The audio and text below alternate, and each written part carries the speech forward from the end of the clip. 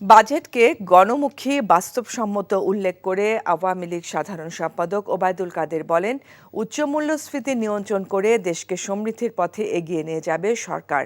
এছাড়া বাজেট ঘোষণার পর সিপিডি, টিআইবি ও সুজন বিএনপির সুরে কথা বলছে বলেও মন্তব্য করেন তিনি। দুপুরে রাজধানীতে আওয়ামী লীগের কেন্দ্রীয় কার্যালয়ে বাজেট পরবর্তী সংবাদ সম্মেলনে এসব কথা বলেন তিনি। মইদুল ইসলামের রিপোর্ট।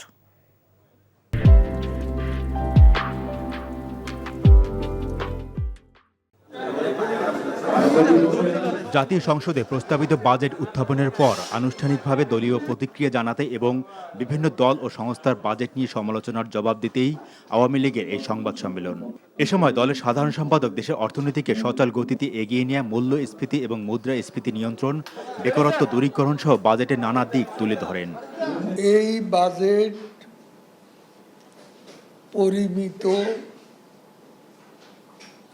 বাস্তবসম্মত, গণমুখী, সাহসী বাজেট। আমরা কি উদ্দেশ্যে এ কালো টাকা সাদা করছি? অপ্রদর্শিত অর্থ মূলধারা আনার ব্যবস্থা, ব্যাংকে আনার ব্যবস্থা করেছে। ব্যাংকে আসলে এখান থেকে ট্যাক্সেশনেরও সুবিধা আরো বাড়বে।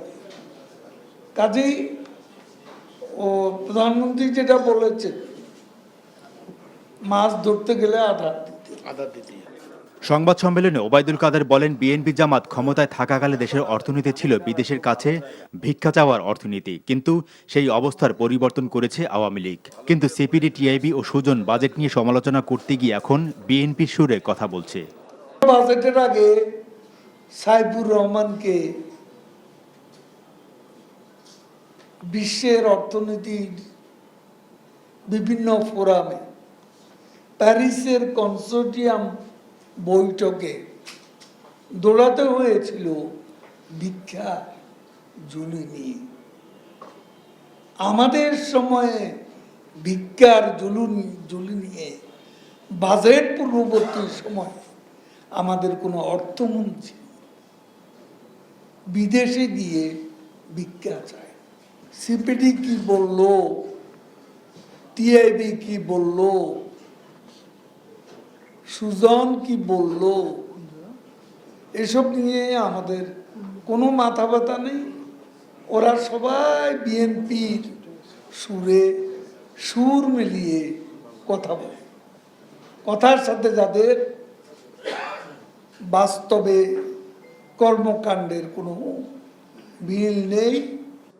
বিএনপি ক্ষমতায় থাকাকালে একাধিকবার দুর্নীতি চ্যাম্পিয়ন হয়ে এখন ওই দলটি দুর্নীতিবাজদের বিরুদ্ধে কর্মসূচি ঘোষণা করা হাস্যকর বলে মনে করেন আওয়ামী লীগ সাধারণ সম্পাদক ওবায়দুল কাদের।